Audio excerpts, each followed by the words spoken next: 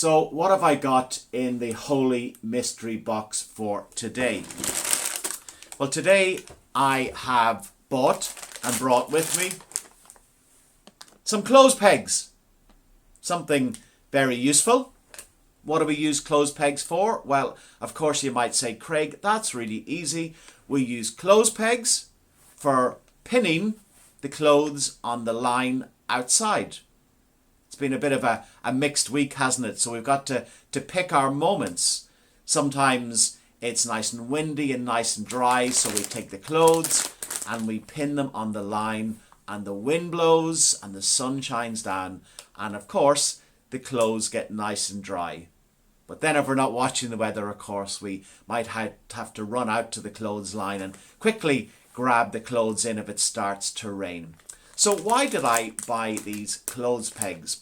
Well, if we look on the bag, it says a couple of big claims that might help us in our story, because don't forget, we're doing things a little bit different in these EuroSermons. We're using what I buy to introduce us to the story, and then to help us learn something about the story, to learn something about God, to learn something about our faith. So this is why I picked these, because it says on the bag, hurricane force clothes pegs. Not just ordinary clothes pegs for ordinary wind, but hurricane force clothes pegs. And it says there'll be no broken springs, no peg strains, long-lasting frost-proof, recycled plastic. So those are some strong clothes pegs, aren't they?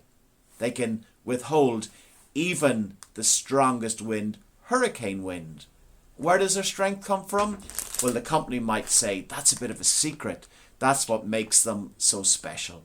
And that's a great introduction to our reading today. We're going to hear about someone that God has chosen even before they are born to bring people, to tell people about him. So let's go to our Bible reading with all of that in mind. So our Bible reading comes from the Old Testament, from Judges, and we're going to read chapters 13 to 15. And then the people of Israel were back at it again, doing what was evil in God's sight. God put them under the domination of the Philistines for 40 years. At that time, there was a man named Manoah from Zorah, from the tribe of Dan. His wife was barren and childless. The angel of God appeared to her and told her, I know that you are barren and childless, but you're going to become pregnant and bear a son. But take much care. Drink no wine or beer. Eat nothing ritually unclean. You are, in fact, pregnant right now, carrying a son. No razor will touch his head. The boy will be God's Nazarite from the moment of his birth. He will launch the deliverance from Philistine oppression. The woman gave birth to a son. They named him Samson. The boy grew, and God blessed him. The Spirit of God began working in him while he was staying at a Danite camp between Zorah and Eshtaol. Samson's parents never ever cut his hair. They allowed it to grow really long to show he was someone with a special job to do for God. One summer, when Samson was older, Samson saw the Philistines' fields ripe with grain. He grabbed some foxes, set light to their tails, and let them run free in the fields. Soon the Philistines' crops were ablaze. That year they had no harvest. Another time, Samson was attacked by 1,000 Philistines. He picked up a donkey's jawbone and started hitting them. Soon he'd beaten the whole bunch of Philistines. Samson always got the better of his enemies. He always won. He always managed to escape. He was just too strong for the Philistines. The Philistines desperately wanted to catch Samson. But how could they when he was so very strong? Samson fell in love with a woman in the valley of Sorek, the valley of grapes. Her name was Delilah. The Philistine tyrants approached her and said, "Discover what's behind his great strength and how we can tie him up and humble him. Each man's company will give you 100 shekels of silver." Our reading continues in Judges 16. So Delilah said to Samson, "Tell me, dear, the secret of your great strength and how you can be tied up and humbled." Well, Samson told her, "If they were to tie me up with 7 bowstrings, the kind made from fresh animal tendons, not dried out, then I would become weak, just like anybody else."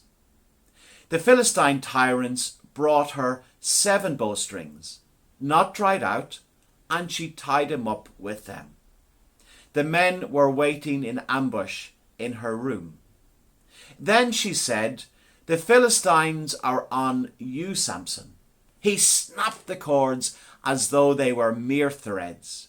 The secret of his strength was still a secret. Delilah said, "Come now, Samson, you're playing with me, making up stories. Be serious. Tell me how you can be tied up." He told her, "If you were to tie me up tight with new ropes, ropes never used for work, then I would be helpless, just like anybody else." So Delilah got some new ropes and tied him up. She said, "The Philistines are on you, Samson." The men were hidden in the next room. He snapped the ropes from his arms like threads.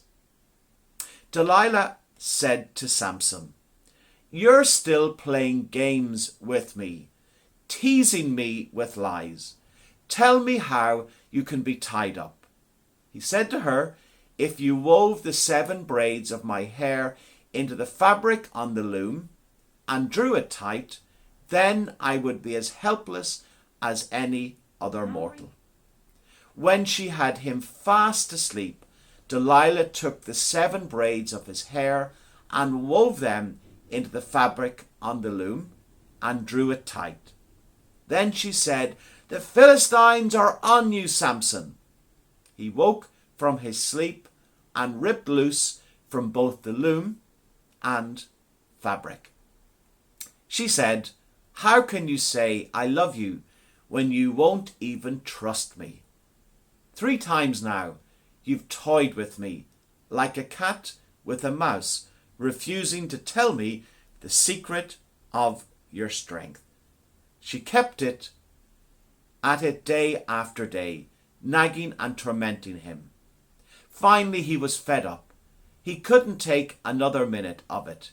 He spilled it. He told her, "A razor has never touched my head.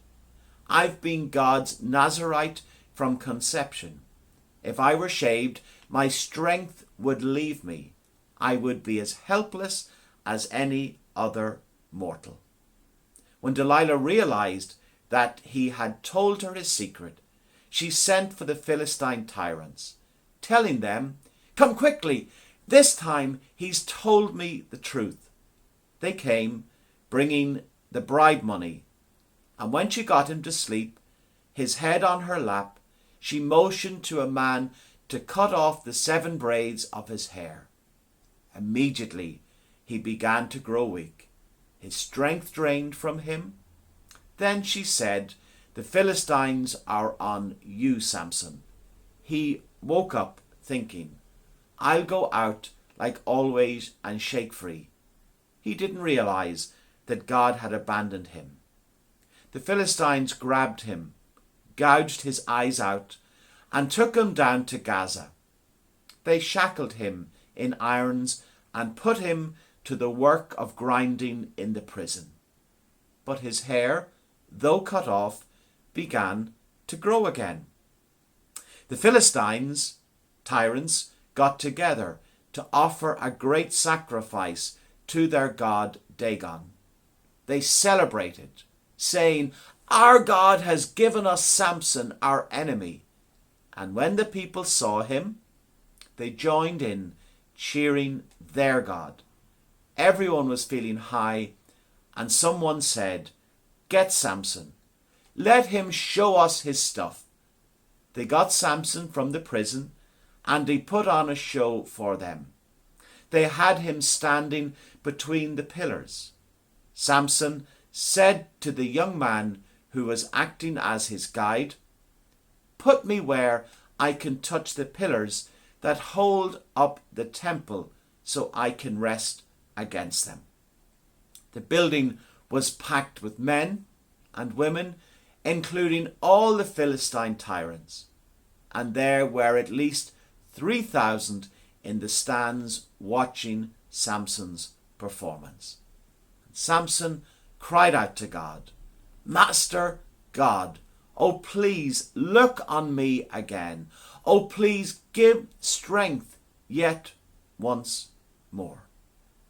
Then Samson reached out to the two central pillars that held up the building, and he pushed against them, one with his right arm, the other with his left, saying, "Let me die with the Philistines."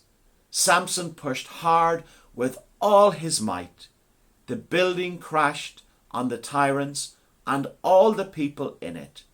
He killed more people in his death than he had killed in his life. His brothers and all his relatives went down to get his body. They carried him back and buried him in the tomb of Manoah, his father, between Zorah and Eshtaol. He judged Israel for 20 years. This is the word of the Lord. Thanks be to God.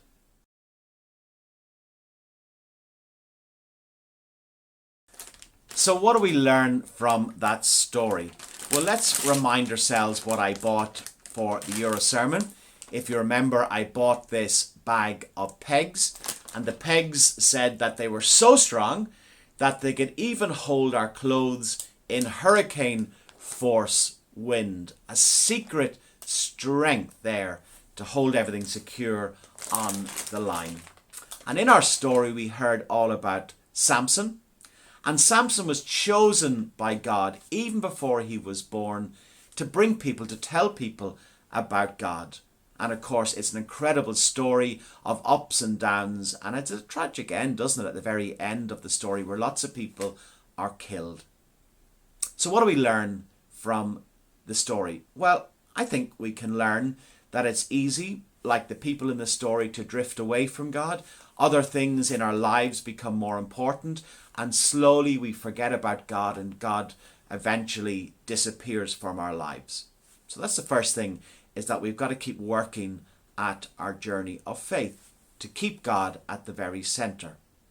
I think we learn something too about trusting people.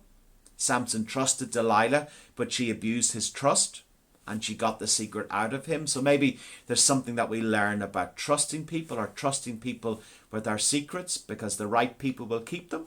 The wrong people, of course, will tell them to others. So maybe that's something that we can learn. I think we can learn, as always, that God has a plan and purpose for everybody. And I think we can learn too that in every situation that God gives us strength. And sometimes it's like a little secret strength that we have that comes from God that we can get nowhere else. So lots to learn from this story about strength, super strength, and God and Samson and all of it in our journey of faith. Next week we're going to look at another story, of course. We're going to look at the story of Jonah and the whale. But we're going to sing at the end of this EuroSermon, this story, a song that reminds us that God is with us, that God gives us strength as we come and draw from him. Be bold, be strong, for the Lord, your God, is with you. Be